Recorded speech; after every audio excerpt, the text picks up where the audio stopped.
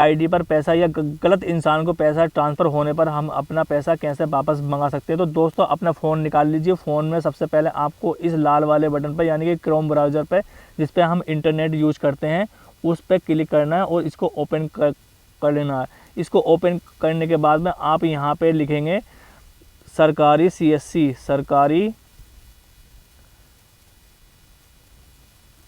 CSC और इसे कर देंगे ओके। ओके करने के बाद कुछ इस तरह का इंटरफेस दिखाई देगा आपको इस पे पहली वाली साइट पे जाना है, यहाँ पे क्लिक करना है और ये कुछ इस तरह का इंटरफेस आपके सामने खुल के आ जाएगा।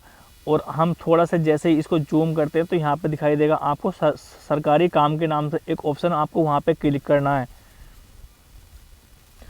सरकारी काम पे जाने के बाद में कुछ इस तरह का आपको 2-3 लिस्टें दिखाई देंगी। यहाँ पे आपको एक लिंक दिखाई देगा जिसका नाम है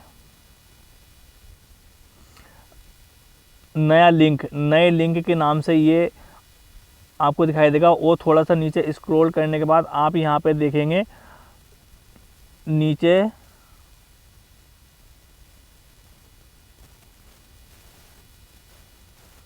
UPI से गलत पेमेंट होने पर कंप्लेंट करें। यहाँ पे आपको एक ऑप्शन मिलेगा कि आप जो है UPI से आपका पेमेंट गलत जगह पहुँच चुका है, तो आप यहाँ पे क्लिक करेंगे। तो क्लिक करने के बाद कुछ इस तरह का इंटरफेस आपको दिखाई देगा। यहाँ पे आपको ऊपर लिखा हुआ दिखाई देगा UPI डिस्प्यूट रिड्रेसल मैकेनिज्म।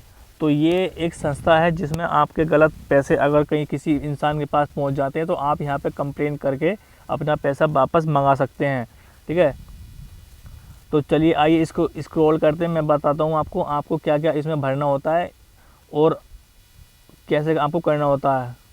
तो इसमें लिखा हुआ है kindly select complaint type and fill the form, note complaint with respect to fraudulent under identified unauthorized transaction to be raised with your respective bank of redressal denote mandatory field। आपको ये बता रहा है कि आप इस फॉर्म को तभी फिल कर सकते हैं जब आपके साथ कोई धोखा हुआ हो, आपसे कोई मिस्टेक हुई हो और आपने गलत इंसान को अपनी पेमेंट भेज दी हो, लेकिन इसका बैंक से कोई संबंध नहीं है क्योंकि गलती आपसे हुई है। तो दोस्तों हम बताने वाले हैं आपको कि आपको सबसे पहले क्या भरना है। तो आपको भरना है यहाँ पे ट्रांजैक्शन आईडी।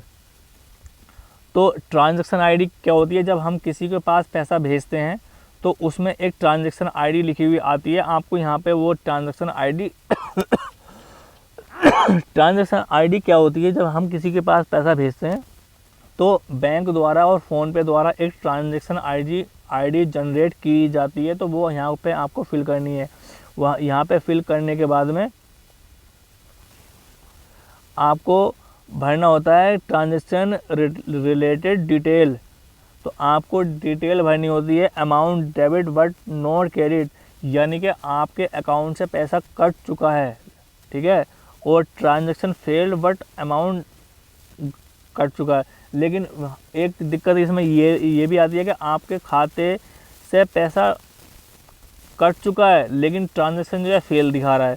ठीक है, तो आप इसको भी चूज़ कर सकते हैं incorrect transfer to another account, यानी ये हमारा ऑप्शन सही वाला है।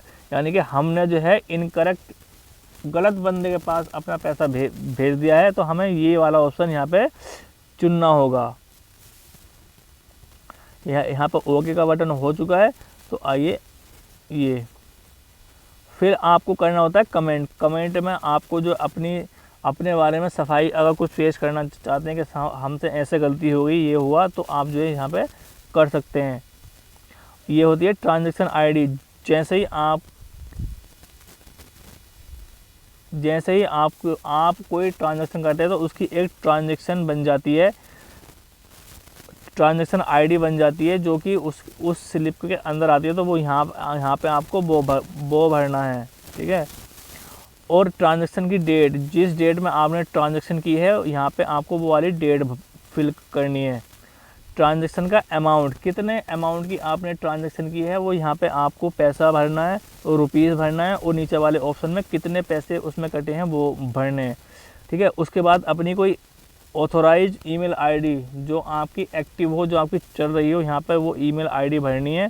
उसके बाद आपको ये फॉर्म जो है सबमिट कर देना है। सबमिट करने के बाद आपको कम से कम 72 घंटे का इंतज़ार करना है। आपकी ईमेल आईडी पे रिस्पॉन्स आपको मिल जाएगा।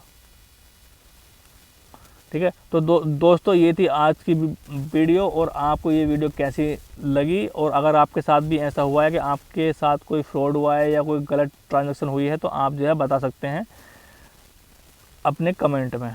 धन्यवाद।